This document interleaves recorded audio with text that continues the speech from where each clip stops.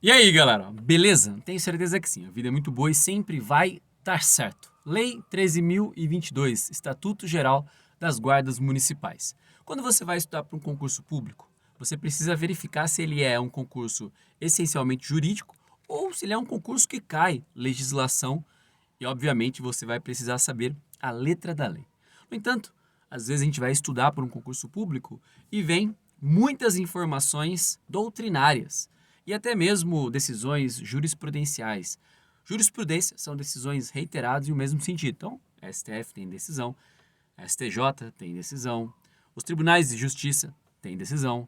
Mas, para um concurso público, não importa muito o que está sendo entendido pelo tribunal, e sim aquilo que está escrito no Estatuto Geral das Guardas Municipais. Por isso, quando nós vamos estudar, nós precisamos entender o que está pedindo o edital para que nós possamos estudar. Nós vamos estudar a Lei 13.022, o Estatuto Geral das Guardas Municipais, e eu tenho absoluta convicção que você que já presta concurso há algum tempo para a Guarda Municipal, você já o estudou.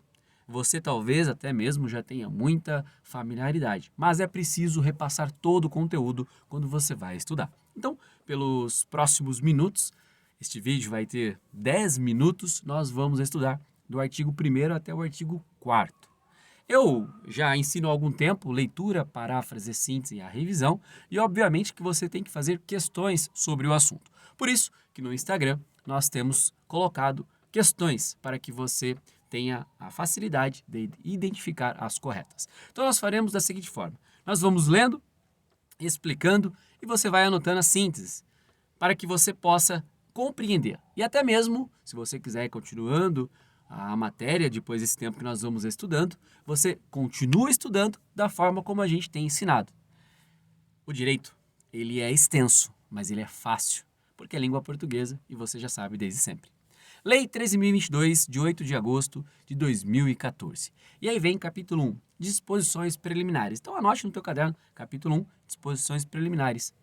E o artigo 1º diz: esta lei institui normas gerais para as guardas municipais, disciplinando o parágrafo 8º do artigo 144 da Constituição Federal. Então, primeira informação importante: regulamentação da Constituição Federal. Então, esse estatuto, que é de 2014, a Constituição é de 88, ele veio regulamentando o parágrafo 8º do artigo 144 da Constituição Federal.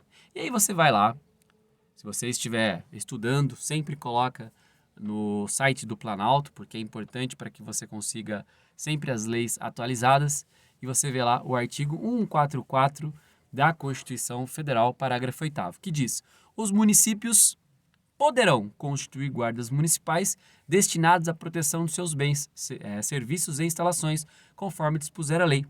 E aonde que estava essa lei? Até 2014 não tinha. Então essa parte final, conforme dispuser a lei, é a lei 13.022. Então, artigo 1º, você coloca como síntese: regulamentação da Constituição Federal. O artigo 2º diz: incumbe às guardas municipais e instituições de caráter civil, uniformizadas e armadas conforme previsto em lei, a função de proteção municipal preventiva, ressalvadas as competências da União, dos Estados e do Distrito Federal. Então, no artigo 2º, tem o conceito de guarda municipal, conceito legal, porque diz: incumbe às guardas municipais, e aí abre a primeira ideia aí, depois dessa vírgula. Instituições de caráter civil, uniformizadas e armadas conforme previsto em lei. Então, este é o conceito legal de guarda municipal. Tem aí civil, uniformizada, armada. Então, civil, uniformizada e armada. Mas o termo fardado está errado? Não está, de acordo com a Lei 3.022, mas tanto a farda quanto o uniforme padronizam. Mas a lei preferiu utilizar o termo uniforme para tentar distinguir do militarismo. Então, conceito legal de guarda municipal: instituição civil, uniformizada e armada, conforme dispuser a lei. Qual lei? Lei 10.826. E aí vem dizendo sobre a função, porque diz: incumbe as guardas municipais, traz o que deve ser entendido como guarda municipal, e diz: a função de proteção municipal preventiva, ressalvadas as competências da União, dos Estados e do Distrito Federal. Então, no artigo 2º, nós temos o conceito de guarda municipal e nós temos qual é a função. Então, é a função municipal função de proteção municipal preventiva. E olha, quando você coloca função de proteção municipal, você tem uma gama enorme de atividades que nós vamos ver depois no artigo 4º e 5º. Por enquanto, vai por partes, entendendo. O artigo 1º, regulamentação da Constituição Federal. O artigo 2º traz o conceito e a função. Conceito civil, uniformizada e armada. E a função é de proteção municipal preventiva. E vai ressalvar as competências dos estados, da União, dos estados e do Distrito Federal. No entanto, quais competências que você não vai desenvolver? Aquelas que são exclusivas, porque aquelas que são concorrentes nós vamos realizar. A gente vai conversar mais para frente sobre isso no artigo 5º, que tem as funções para desenvolver, né? No artigo 5º são 18 incisos, mas por enquanto fica com essa ideia. Então, artigo 2º você coloca conceito de guarda municipal e a função. Coloca isso, não precisa escrever o que é. Porque a hora que você for fazer a revisão, então você fez leitura, que é isso que nós estamos fazendo, a paráfrase é contar com suas próprias palavras aquilo que é, a síntese são essas palavras-chave, não é nem resumo, não é nem um gancho, são palavras-chave para que você possa identificar. Eu estou colocando estas palavras, mas se você identificar com outras, ou se assim mesmo você quiser fazer resumo, fica tranquilo. Apenas eu faço dessa forma, porque aí o conteúdo é meu, o conhecimento é meu. Eu sei que regulamenta a Constituição Federal no parágrafo 8º, né, da Constituição, então o Estatuto serve para isso. Eu sei o conceito legal, civil, uniformizada e armada, e eu sei que faz a função de proteção, né, municipal preventiva e tem que não fazer as competências exclusivas da União, dos Estados e do Distrito Federal. Tranquilo? Fácil? Como tudo no direito. Artigo 3º. No artigo 3º vem trazendo agora as competências, né? Melhor dizendo, os princípios. O artigo 4º que nós vamos na competência. Artigo 3º vem trazendo os princípios. O que são princípios? Nós vamos ver agora aqui que em toda ocorrência de guarda municipal vai ter que estar presente isso que está escrito no artigo 3º. Então, dos princípios. Artigo 3º.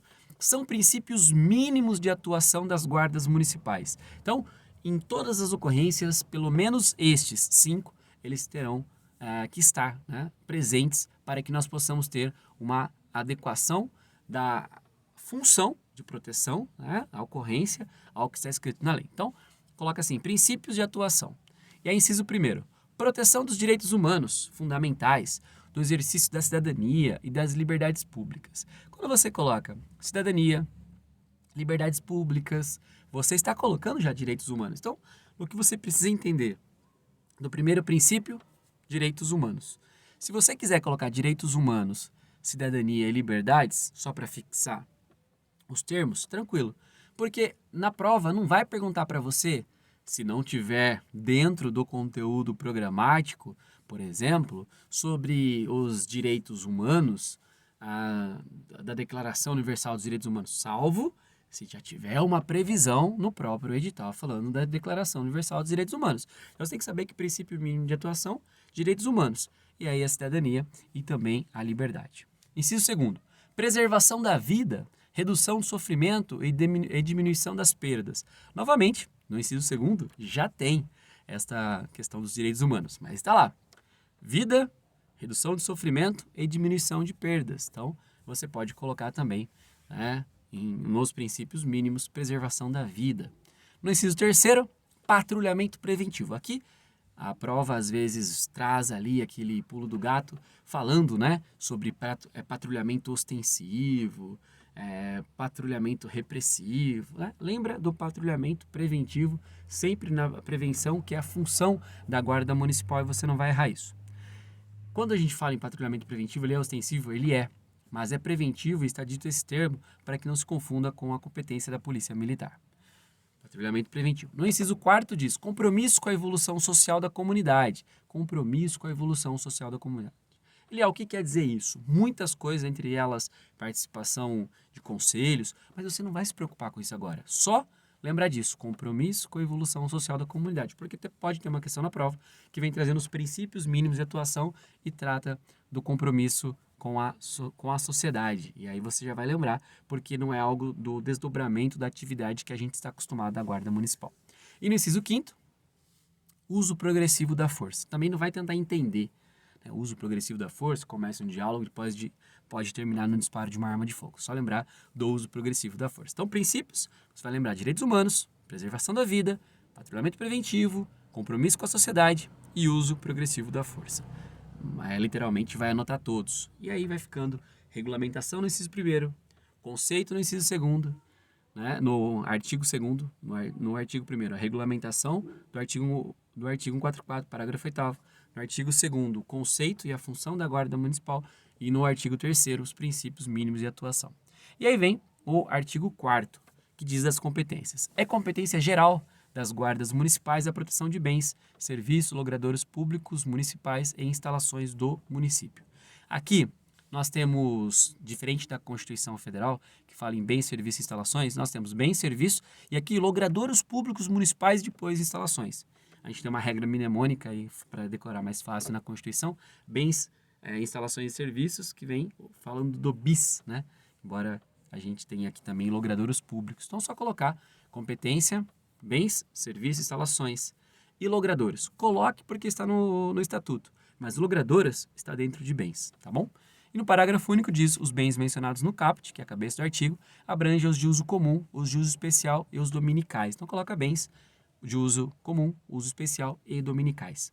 Coloquem esses, porque se perguntar a definição de bens, tem que estar no edital também, que cai o Código Civil, que é onde que está previsto a definição de bens de uso comum, de uso especial e os dominicais. Só para você não ficar sem resposta, bens de uso comum, tais como ruas, praças, porque todos usam. Bens de uso especial, uma destinação específica, por exemplo, o prédio de uma escola. E os dominiais ou dominicais são aqueles que fazem parte do patrimônio do município, por exemplo, um terreno que não está ainda edificado. Tranquilo?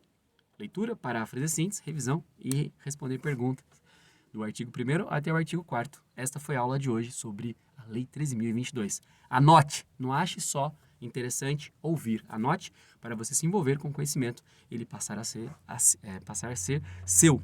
E na hora que a prova vier e você tiver que resolver as questões, com certeza você vai anotar correta.